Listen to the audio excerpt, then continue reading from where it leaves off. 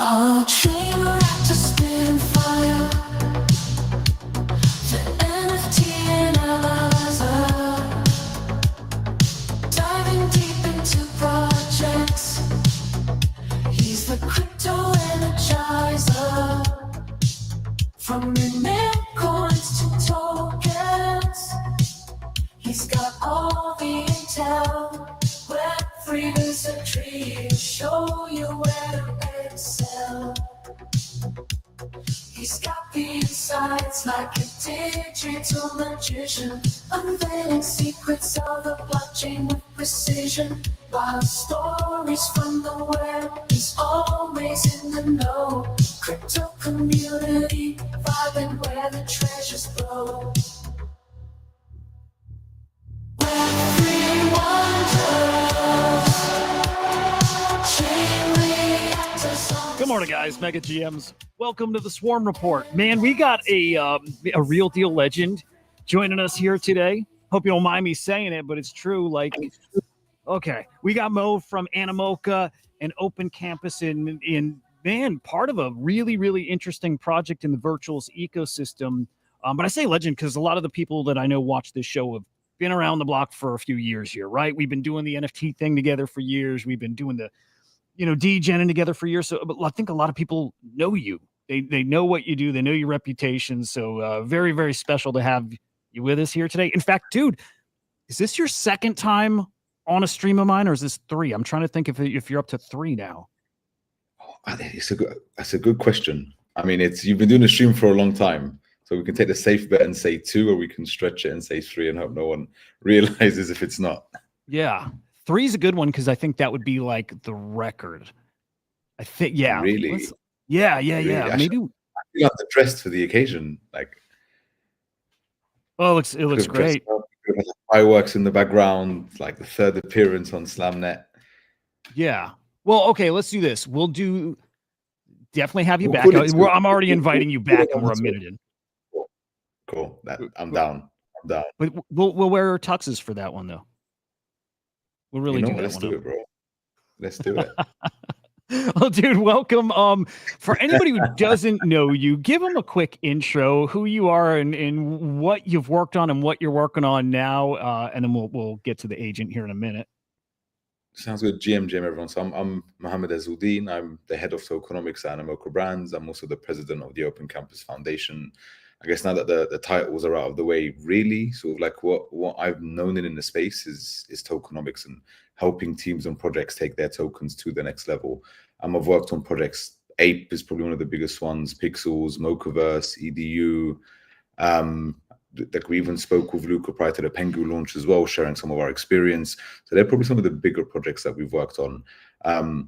Worked on a lot of projects that haven't launched as well. And also, I think we've been speaking about, or we're going to speak about legends in a bit. But really, my focus right now is on education. I feel we've hit where we are in a space where everyone who's onboarded, either for the sake of technology or for the sake of making money, is in. And we really need to educate everyone else, so like the masses out there, why Web3 is important, and really stop talking about the technology itself and just talking about user experience, UI, and how can we help onboard the next phase of users coming in who may not know it's blockchain on the back end. And then with Open Campus, I think it's like Hudah is always like smooth transition. The Open Campus, we actually launched a token on Binance. Was it 2023? We launched it as a DAO. It's the thesis behind the DAO is progressive decentralization. We've seen loads of DAOs who launch super decentralized to begin with actually cease to exist today. And actually, ApeCoin is probably a very good example of one of those DAOs, even though they've gone from being decentralized to being centralized. So we opted to go for a progressive decentralized model. And as we partner up with different partners who can bring value, what we've seen is we've decentralized a lot of that ownership, if you like, to some of the partners and then some of the community members as well. So we had actually our 16th proposal to the DAO a few weeks back, I think maybe 4 or 5 weeks back now, where and if you scroll down, you might find it. Let's have a look. or maybe because it's a few weeks ago, it's gone. But we brought in again amazing the equivalent of what was a security council in Open Campus. We have a chairman in Yatsu who is again the godfather of ownership in Web3, if you like, and the co-founder of Animoca Brands. He's coming as chairman. We have Will Fan, who's coming as CEO. I've come in as president.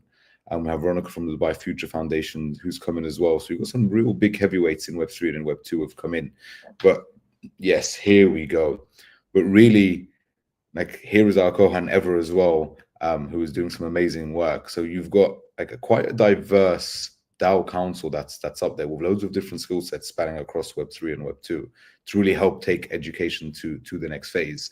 And this is just what you could say are the faces of Open Campus. We have so many other sub-councils who have specific focuses. And really, if we compare it to a government, these might be like your presidents, so to speak, of the ecosystem, but you have your cabinets. I'm using the British terminology here. And you have your different Ministry of Finance, Ministry of this, and Ministry of that, starting to form in these sub-DAOs or sub-councils as well. So there's been a lot of progressive decentralization. We actually hit a big milestone last week. It was last week. We've got $1 million of student loans on chain. So when we're talking about real world assets, we've actually been able to tokenize student loans, and as a proof of concept, we've brought $1 million of that on chain. Student loans is a $3.2 trillion industry as of today, and it's projected to grow to $4 trillion by the end of the decade. That's in 4.5 years. Wow. So when we really think about real world assets and making a tangible impact and sort of bridging Web 2 and Web 3, we've started doing that. And it's not our first innovation. In actually towards the end of 2022, we launched something called the Publisher NFT. The name needs a lot of work. I agree with you. So that's hopefully going to be rebranded. But we were able to take teachers who had generated content, which was generating revenue, and we actually taken from music, really, which is why it's called the co-publisher NFT. We took the future royalties that were being generated on these lessons, and we sort of wrapped up 80% of those future revenues, and we allowed an investor to come in and buy those future revenues. But the investor is coming in as a co-publisher to help publish the materials and spread growth and distribution around that. And we ended up, bearing in mind, this is the bear market at the end of 22. This is November, December 22. We sold 12 of these NFTs and we raised $400,000. Half of that went to teachers. So the teachers who created the content. So for the first time, you've got one elementary school teacher in the US, she walked away with about $37,000 at the time, based on where the price of ETH was at. That was more than her yearly salary. So that was really the first innovation that allowed Open Campus to where it is today. We've spoken about student loans. We have our own chain, if you like, Edu chain, or an education OS that we're fleshing out, and that's an Arbitrum L3. And there's, so loads of things happening in the ecosystem. We have an accelerator that we're 2 years into that's got $10 million funding from the DAO as well. So it's really a place, I mean, education isn't the sexiest topic, and we're making education sexy, if you like. We're finding. So I've gone on for a long time, so I'll pause. I just want to say what's funny about that, if you think it's not a sexy topic, what's so interesting is when I really got into understanding or learning the tech here, right, in crypto, and I started understanding, these ideas of decentralization, pretty much the first place my mind went is to education, and for a few reasons. Like, my brother works in education. He's the dean of research, I think, at Florida State, right? Like, so I'm familiar with the education system and its shortcomings, and just kind of understood that decentralized structure is going to give so much opportunity to so many people. And so, like, right away, really, or again, I'm talking 4 years ago, maybe even 5, I'm like, this makes sense. Like, an education focused chain, environment, whatever. Like, it makes sense that this is the early days of the future of where this stuff all belongs. So for me, it was a hot topic then, and it's exciting to see that we're getting to the point where, man, it's starting to mature. It really is. So all of that excites me. I do have a question. So hit me. Well, student loans on chain, and I know, guys, we're not talking agent yet. We will get there, I promise. But student loans on chain speaks to me. I'm still paying my student loans. What does bringing loans on chain do? So, I mean, number one, it gives visibility and it democratizes access to finance. So we've started off in the Philippines, mainly in Southeast Asia. The reason for that is the current loan structure there. It's a lot of the families are taking loans from loan sharks. So you're actually ending up paying 2, 3, 4x what you've taken out as a short-term loan. So there was something that this was the feedback we were getting from the community there, that this is a big problem that needs solving. And with, again, the network that the team has, we were able to, partnering with Pencil Finance, are actually facilitating this, taking $1 million and offer, again, everything is on chain, offer yield to investors by saying, listen, here we have 2 tranches. We have our senior tranche where you stake your, or you stake your liquidity, and that liquidity is then used to give up to fund the student loans, and you're getting an 15% APR on that. So not only are you getting yield, you're also getting to fund education. And the way that's funded is actually it's the students, or more so their parents or families, are the ones who are paying the interest back on a much shorter time frame as well. And that's where the yield is coming from. So when we think about real world assets, this is a real world asset with an impact in an industry that's completely broken. I mean, education as a whole is broken, but there are so many subsections of education that are broken as well, that if you are to fix the whole, you have to fix its parts, if that makes sense. It sure does. Yeah, it's exciting how this has all changed. Okay, I don't know if it's just because I live here in the States and the way we've suddenly become a lot more crypto friendly, regulation wise, and just the way that crypto is being adopted here. Has this like helped, I don't know, open these doors or give you like some peace of mind that you can actually build now? I don't think this is based in the States, but has this changed the environment for you guys building over there? 100%, because now we're not building tools for everyone. We're actually building tools that the government can leverage as well. So it's not just for retail access or institution access, it's for government access. And given that crypto has been legitimized over the last few years, and especially with what Trump and his administration have been doing, and I think it was the Genius Act a few days ago as well, we're definitely moving in the right direction. And for some of the solutions that we have and solutions we're building out, it's a great time to be alive, to be honest, because there's so much regulatory change that's happening, and again, you need education around that, so to speak, which isn't necessarily our focus, but it's more the case of, well, this is at the really the forefront of onboarding new users, but also of people understanding what the power of Web3 blockchain is. Yeah, it feels like we can finally like really lean into that. It feels like we're heading into like the golden age of using this tech to actually do the things we wanted to do years ago, but build these things out in that new way, these new structures, these new reward systems. And again, a few years ago, it was just early, but it didn't feel like we were going to be allowed to do those things. And it is different now. So golden era, golden age is kind of here. It's feeling like it. 100%. I don't think we were ready a few years back. So I've been in the space since 2017, and the technology wasn't there for people to have a seamless experience on the front end without knowing that it's blockchain technology on the back end. Yep. But we're more or less there now, which sort of going back to a point I made right at the beginning.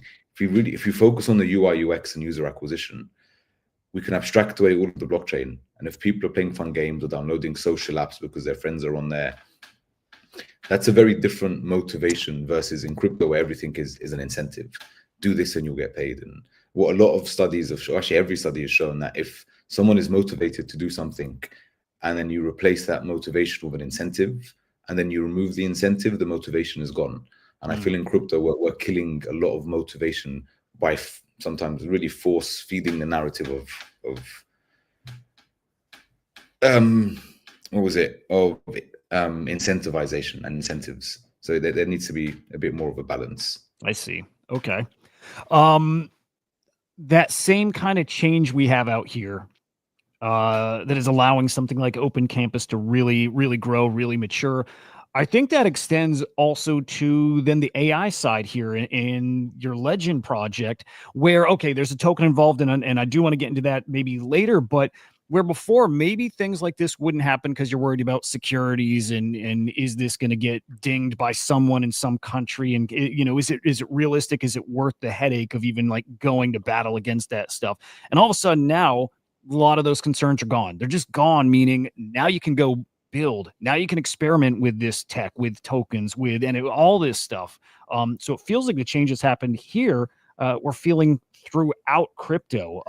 And back to stuff that I love a lot, which is really being a part of a project, of a team in this case, being a part of a thing as a fan or collector, which is really cool. But to the AI side here and your AI agent, and it's actually agents. I think calling it an agent is oversimplifying it. But Legend, dude, actually happy birthday. I think this launched just over a month ago. I think like June 30th, right around there. I think it was the end of June when it went live. So I think it is. I pinged the team this morning and they were still sleeping because they're on the West Coast. So hopefully they wake up soon enough. Well, nice. Well, happy birthday. Tell us, if you could, just a brief overview on what Legend is. We'll start there. We'll get quite a bit deeper. I'll give you the short answer is if you understand what Football Manager is, then it's Football Manager on steroids, or on chain, if you like. If you don't understand what Football Manager is, the concept is it's a game where you choose a team to manage, and then you make the decisions over the transfers, over the formation, maybe even changing the stadium, over the kit, etc., etc. And we've taken that concept with Costa di Amalfi, which is in the tier 4 of the Italian league. The location it's on the Amalfi Coast, a beautiful location as well. And the owner of the club is a PhD in AI from MIT. So he is no stranger to AI. And really, again, I'm an advisor to the project versus being part of the core team on the day-to-day. And so just to give a bit more on the founder, Zorab has been working on this notion of fan-controlled sports for years. They did a trial across 2021 and 2022, where it was actually American football, and they developed their own American football with their own teams. And this was a separate run league, which ran successfully for 2 seasons. But the issue with that, or when the bear market hit again, we know some of the issues that arise there. But then to the point you were making earlier, Hudah, around, well, governments are a lot more open to crypto today. The technology has evolved to a point where we're at. Where Legend comes in is we're at a point now where you can have Football Manager in real life, where we have a club, again, in a lower tier, where we can have, when we say ownership of the club, we can have true ownership of the club and true decision-making of the club. But this isn't just the human element decision-making. It's mapped against AI as well. So now we have this amazing technology in AI that can synthesize information and data a lot quicker than we can as humans. But football isn't data. Football is also emotions. And you need that fan input as well. So then we've sort of tried to bring the best of both, to have AI input plus or say multiple AI, because it is a group of agents, alongside with the human input, voting on what direction the club should take. So for me, this is one of the most underrated, or maybe under the radar projects, if you are a football fan, in the space. And I think another one as well, not in the AI space yet, is actually OneFootball. And the reason I mentioned OneFootball is they're launching their token very soon. They have over 30 million users in their app, monthly active users. So these guys are a Web2 company who have pivoted into Web3, and I already understand football. So maybe there could be some alpha there for maybe future synergies. Cough, cough. But yeah, I'm not the best at giving alpha away. Did I hear it's OneFootball? Do I have the right account up here? Nice. Yes. So this is OneFootball, and they've created OneFootball Club, which is their Web3 arm of OneFootball, and they're launching their token soon as well. And actually, when Legends launched, there was a small collaboration with OneFootball as well. So that's something we look to deepen. And again, OneFootball is another project that I'm advising. I've been advising for years, actually. Again, the trials and tribulations of trying to launch a token and a product in this space can be very challenging if you're a big Web2 IP as well. It's why people need somebody like you. I mean, I think you, not to glaze, but I think if there's somebody people want to have advising for their tokenomics and just the general experience around so many projects, it's you. You don't get better than that. So I can understand why you're advising for so many and so many of the bigger brands here too. Are they launching virtuals? Do you know? They're not launching virtuals though. So actually their launch was, again, because it is a VC backed project, and we know in the space VC-backed tokens maybe were not getting the best attention, if you like.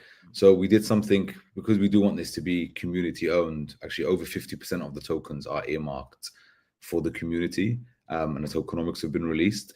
But also the valuation we're doing the public sale, which is live now, is at the same valuation the investors came in at. Oh, wow. Better vested.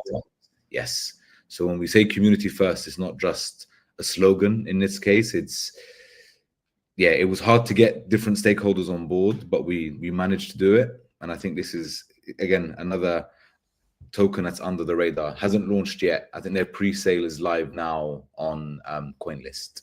Okay. So, something I think people people need to dig into that, because you know what, like these VC launch tokens used to be, I don't know if there's like a stigma with them or they're frowned upon, but I think it's more because the normal person didn't have access to them, and if you did, it was at that higher valuation, and people would fund that, and I get why, I get it, but this is different. The space wanted something a little different. They wanted a little more fairness. Boom, you got it now.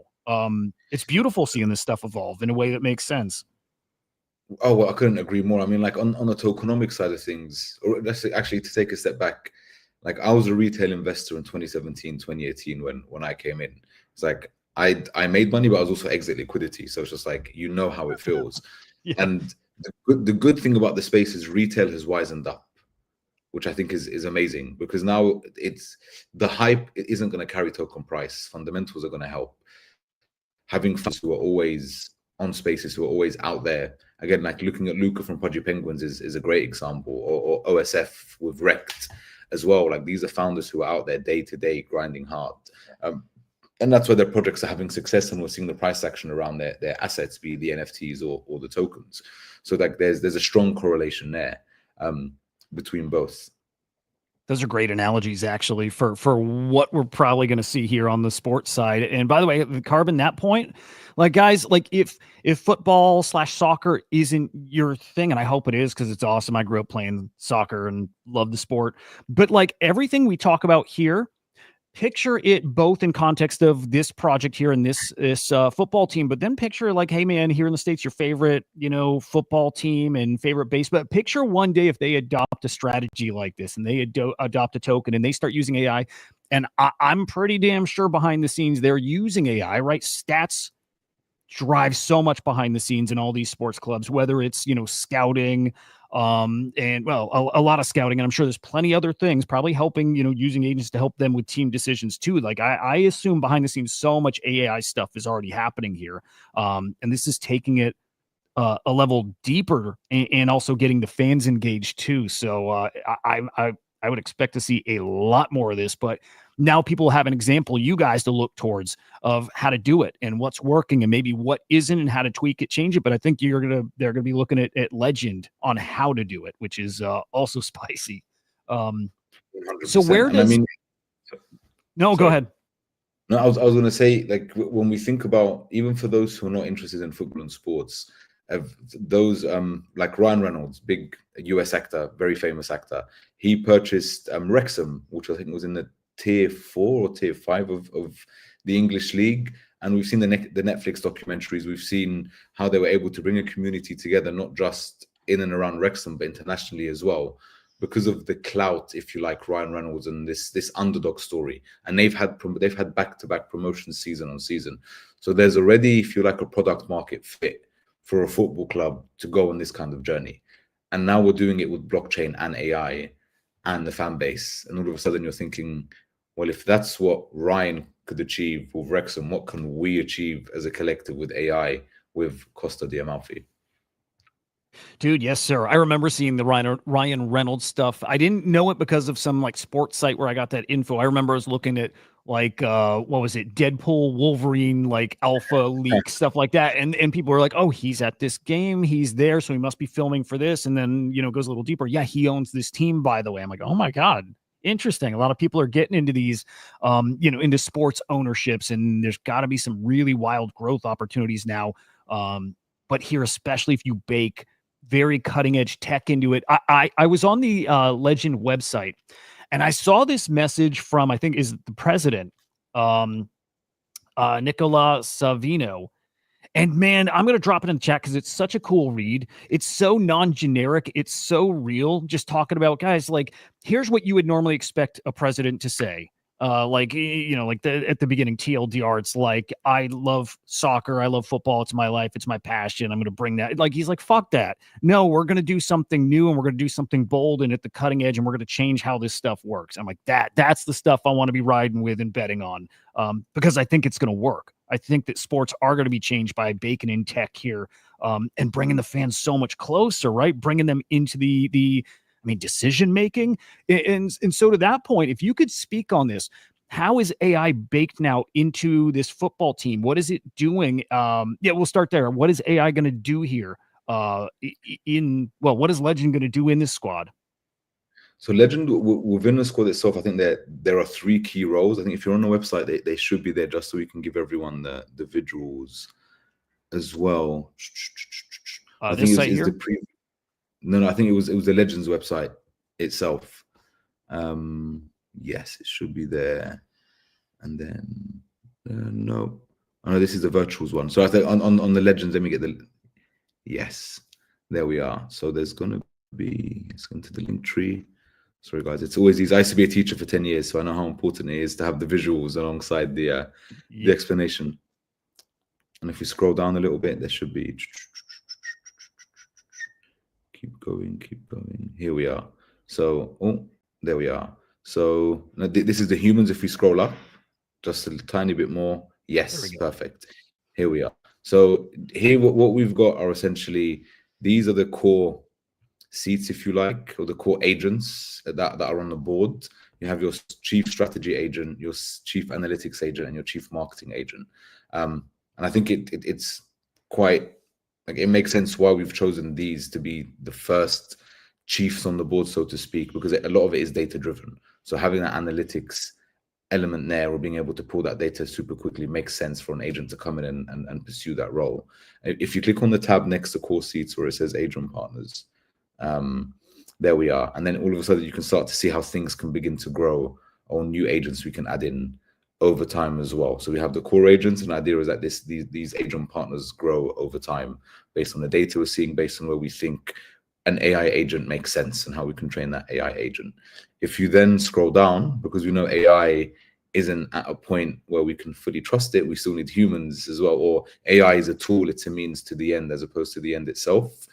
Then you have the human glue, so to speak. So we do need a sporting director, we do need a head coach and staff.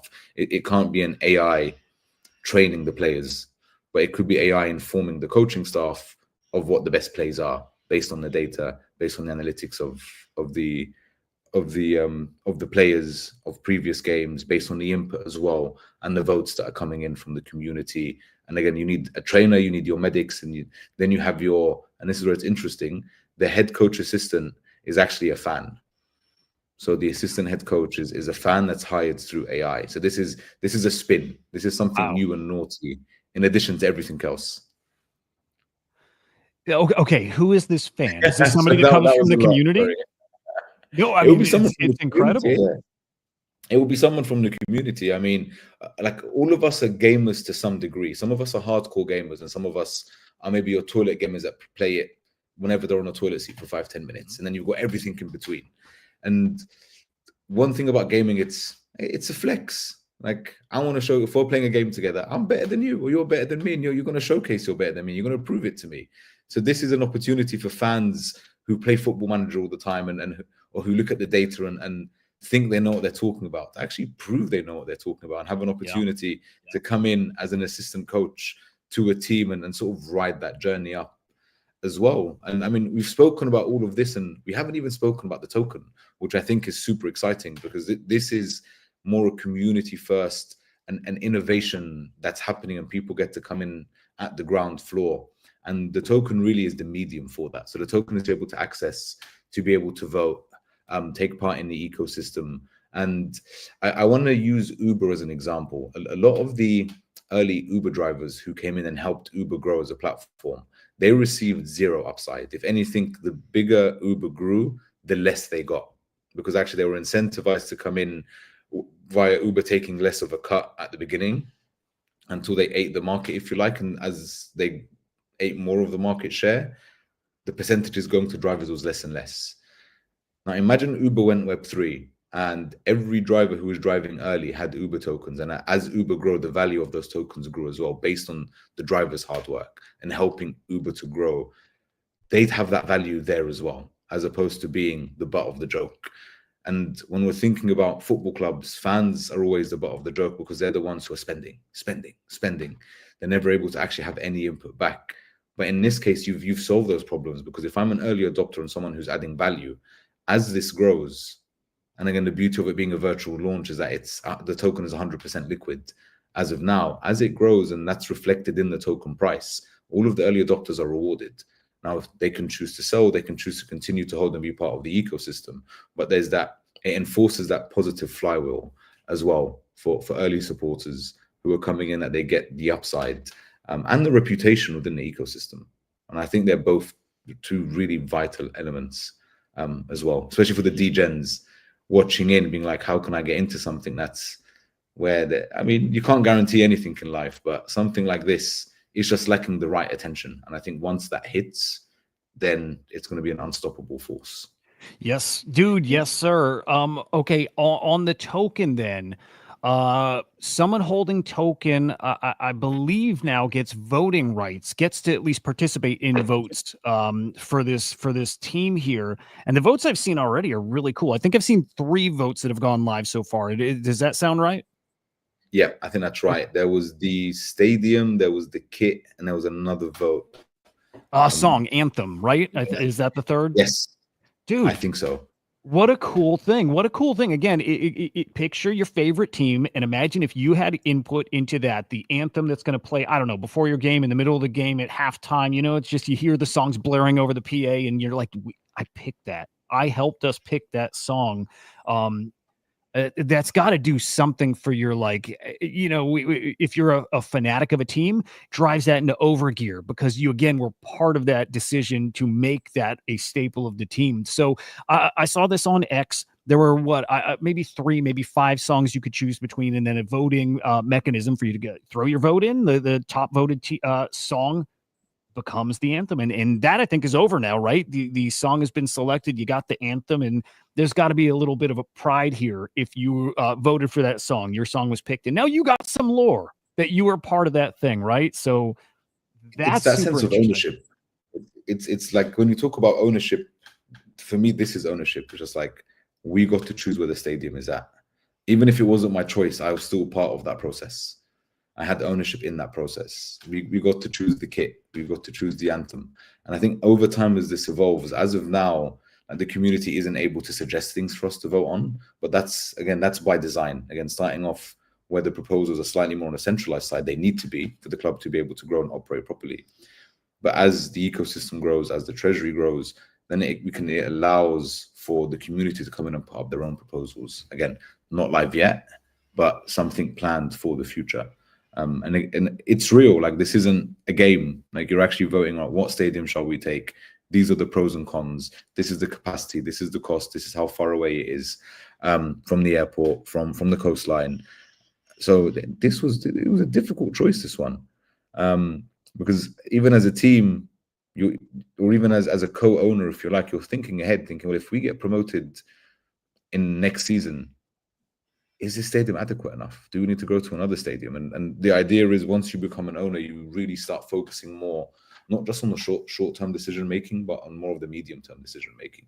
Which you gotta have your business mind. You have to be thinking different.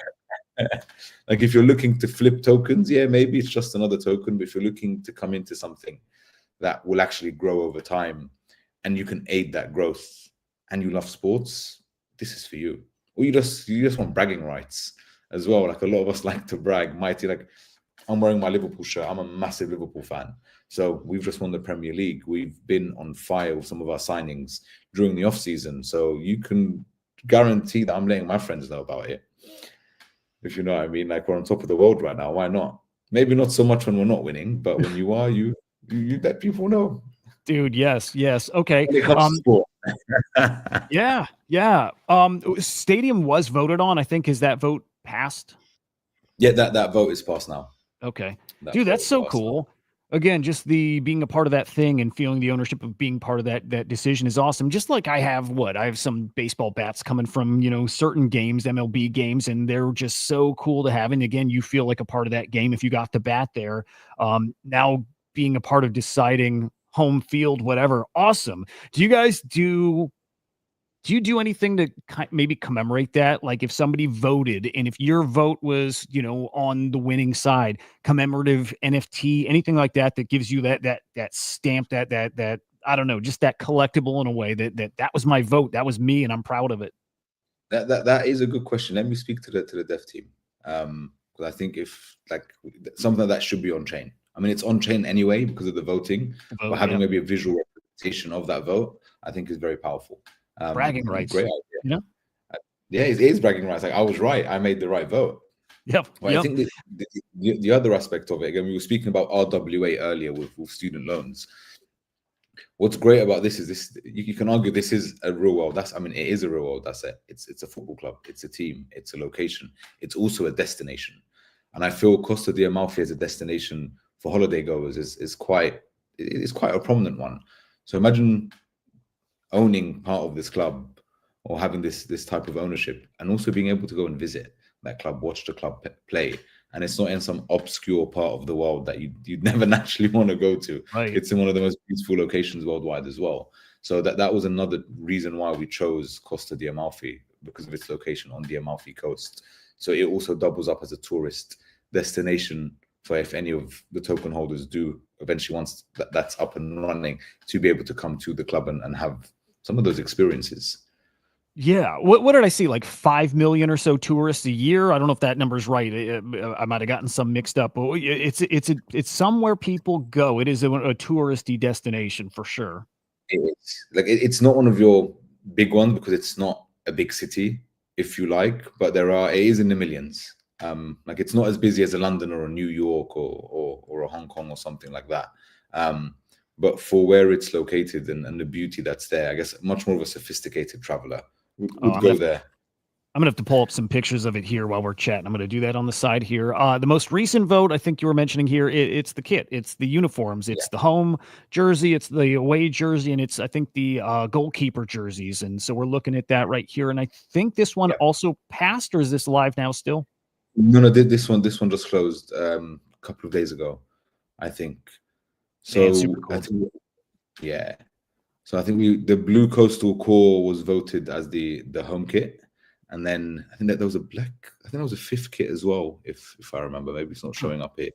And then we had 2 kits for the goalkeeper as well. And I think that the Son of Amalfi was the away kit. And they're nice looking too. Are these curated ahead of time, before the fans and the holders get to vote? Are they presented with these, or were they involved in the selection choices leading up to this too? Good. I don't think the majority of token holders were. And I think it's just more the case of, again, progressively decentralizing over time. There are some things we don't have control over. So in terms of kit design, based on sponsorships and things like that, it's to keep things easy. This is what we have as of now. And it's then the case of fans. This is what's available. Go off and vote.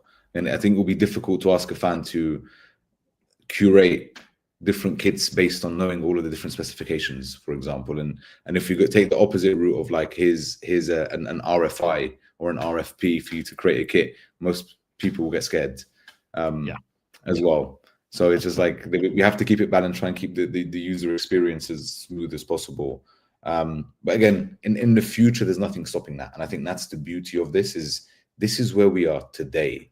It doesn't mean next season will be a copy paste of this one. There'll be innovations and optimizations and upgrades next season based on what we've achieved today or what we've achieved over the course of this season, how people have engaged, where the club has finished up, how we got promoted, etc., etc.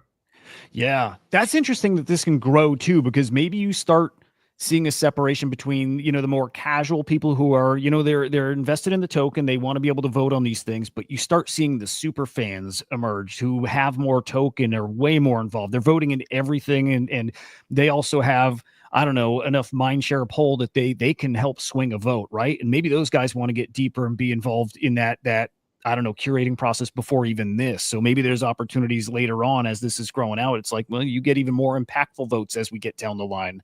There's just so much potential with this. There is, and I think that's the beauty of it, that it's not just a token or an NFT project that's trying to build the game because that was the hype 2 or 3 years ago, and then they're stuck with that mindset. It's how can we do something that can evolve and take its own, sort of take a life of its own over time. And I honestly think it's this. And you still need the human element as well, which is always great. Like on a personal level, I see AI as a tool. Like it's something, it's a means to an end.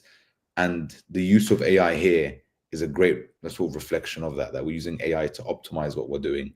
And we're really leveraging what I call HI, or human intelligence, alongside artificial intelligence, which I think is like the hybrid approach is the best approach. How deep impactful can you picture the votes getting? Like I remember going back to, there was like an earlier attempt at this thing with like WAGMI United, and that was more of an NFT based ownership. And you've probably gotten these comparisons left and right, and I don't know how similar they aren't. And I don't think that one ended up working. This feels different. I don't know if it's because the fungible tokens make it a little different, or if it's just the right people are running this one. I'm not sure with that yet, but I am. Good question. Like, sorry, you weren't finished. Well, no, I'll hear your replies and I'll kind of tack on at the end. Fair. So like, I think one of the biggest challenges is actually getting key stakeholders involved. And on the WAGMI side, while the key stakeholders at the top were involved, the players really, there's only 1 or 2 players who are championing this, and the rest of them weren't, and the fan base weren't as well. So it became very difficult to try and push a narrative. And again, WAGMI came at a time where it was a bear market, crypto was being tarnished, fan tokens had left a lot of the football fans who did come into crypto and burnt, if you like, or they were rugged. And again, not rugged by any projects per se, just by the boom bust nature of crypto and poor tokenomics at the time. Again, easy to say in hindsight. So I feel WAGMI, you can argue, was destined to fail before it began because of a lot of the restrictions or the frictions that were in place already. And again, this is in hindsight is easy to say. Yes. I think with Legend AI, it's quite different because there's a storyline that instantly all of the staff, the team have brought into. And that's because of the chairman himself being a professor within AI, sharing his vision. They now have, again, this sense of ownership. It's more a case, this isn't top down, this is something we're doing together. Like the owner had the buy-in of the staff prior to pushing this forward. And I feel that stakeholder management there is actually the difference. Because if you don't have the stakeholder buy-in, it becomes very difficult to implement. Even if everything on the Web3 side, if it's NFTs, if it's tokens, doesn't make a difference. If that's working and the community is engaged and it's not plugging in correctly on the Web2 side, because the people on that side are not in favor, then inevitably it will fall apart, or it becomes super more challenging to make it a success. And that hasn't been the case with Costa di Amalfi. So I think that's probably the biggest difference there. Yep, that's great, because I felt the disconnect over there. It just didn't feel like the things. I don't know if this is the right way to frame it, but I didn't feel like the things that we were getting to vote for were that important, or it just felt like kind of getting tossed a bone just to get some engagement, something. But I didn't feel like maybe some of the votes mattered. There was some cool stuff though. I remember there were some votes for players that should the team try to acquire this position in the offseason, right? Should we go after this goal? That stuff was pretty darn interesting. Is that something that you picture happening over here? Oh, 100%. Again, it's going back to the different bots or the different agents that we have.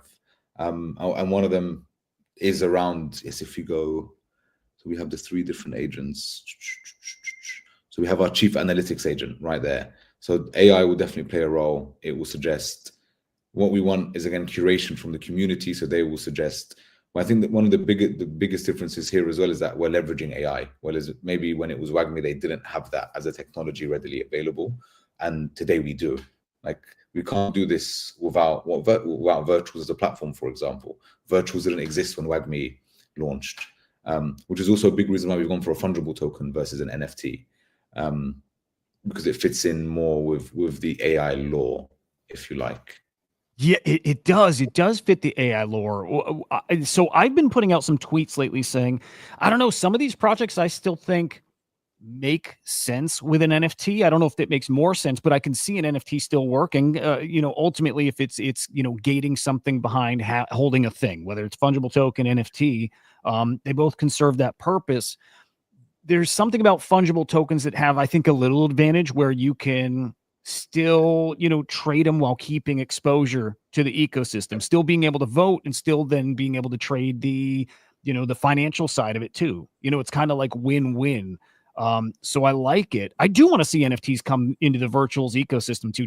That's just me probably trying to shoehorn in the thing I love. I just love NFTs so much. And so I hope we see it somewhere, but fungible tokens make a ton of sense for this kind of thing. Do you see other advantages of the fungible tokens versus NFTs when it comes to something like this? I think fungible tokens, like you were saying, are just easier to get into people's hands. They're easier to trade. Again, it's the purpose of the fungibility. They tend to be at cheaper price points because there's a lot more of them versus NFTs. And because of that, they're a lot more liquid. You can go cross-chain quite quickly as well, fungible tokens if needed. So I feel like due to the fungible nature of them and just the amount there is and how liquid they are in general, fungible tokens make a lot more sense. Yeah, well, in addition to that, yeah, the NFTs are super interesting because we tend to see it as being one or the other. And maybe like a year and a half back, there was the whole 404 standard that wasn't really a standard that tried to bridge NFTs and tokens together. Like, there are so many different applications of that kind of standard that we haven't seen yet. I'm a big fan of the 404 as a concept, yes, but we haven't seen a good implementation. So, and I'm just making this like off the cuff live. Imagine if I'm staking my legend tokens, and actually what I'm getting is an NFT representation of my stake. And that NFT representation is actually a visual representation of the way I've been voting, for example, and of the amount I've got staked. And now I have a visual. It could be a PFP. It could just be like the different stats and things like that. Then that can allow me to flex on the timeline, because you can't really flex with fungible tokens. No one wants to post how many fungible tokens they have. But I can flex if I've got 10 apes. I want to post a picture of my 10 apes, or I've just swept the floor on something. People will realize, and you like NFTs actually allow us to build more meaningful communities than maybe fungible tokens. Where fungible tokens, high level, everyone is buying into something, whereas NFTs, you get into a lot more of the low level stuff with like your fellow PFP holders. I love that. Yeah, whether it's PFP or a cool badge that you get, maybe it's custom, you get a jersey, but it has like a different badge on it because of your level, your ranking in the ecosystem, or like even like on X, you see these accounts with a badge next to it, like an official badge. So different badges that represent, again, your commitment to the ecosystem and your success in your vote. It's just like these endless possibilities you can do here that give people this extra level of like attachment to this. Just, man, it's an exciting little area here. In crypto, it's pretty damn cool, man. Ace, though, I have three passions in this space: education, Web3 itself, and football. So to be able to work on something like this, that's just like a natural passion, or two passions colliding together, and actually having the ability and the team to implement, like, for me, is massive, because I feel there's always been that disconnect between a founder with a vision and a founder who already has the network to make that vision come to life. And it's just a bit like, well, and I know what kind of founder I want to back. If, like, it's great to have a vision, but a vision without the ability to execute, without the network. And something I've realized, like, again, I came from humble beginnings. I was a high school teacher in the UK before I moved into crypto full time. And bro, it's all about your network. It's about who you know and who they know, if that makes sense. Yep. And the degrees of separation you are away from people you need to be closer to actually make shit happen. And I feel crypto is still a small space, so it's easier to network and get to the key people you need to in this industry, but it's a hell of a lot harder to do it in other more established industries as well. So founders who have that network and that network effect, so to speak, have a higher likelihood of success. Beautiful, dude. Keep me in check here, by the way, because I just looked at the clock and I realized we're already at an hour and it felt like 15 minutes. You tell me whenever you got a boogie. So Time. just I let me probably know. need to jump. Yeah, I didn't even realize the time. We were having so much fun. Yeah, I Yeah. probably need to jump in the next couple of minutes. Okay. Well, But then this has been. Yeah, sorry. I want to fire off like one or two questions and we can just answer them really quickly. Okay. And then we let you boogie and then we have to do this again. I think that's obvious. One, kind of back to DAOs and sometimes struggling with getting the engagement, getting these things over quorum. How do you make sure that you get that engagement and can get these votes to pass here? It's always a challenge. It just is. So how do you do that? Is it just making sure that the decisions are so important? It's something the fans want and you know they're going to vote for them? So yes, most definitely. I think the way, again, the decisions or what people are voting on is curated. Even if there is a low threshold, it's regardless of what the outcome is, it's still a positive outcome or an outcome that needs to happen for the club to continue moving forward. So I think that that's been by design to battle against that. Again, DAOs in general, unless like you're an outright DeFi based DAO, we're not seeing much participation, and that's an issue.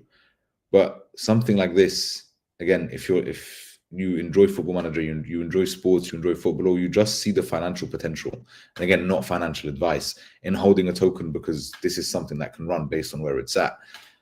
I mean, again, not financial advice. I think it's a good buy.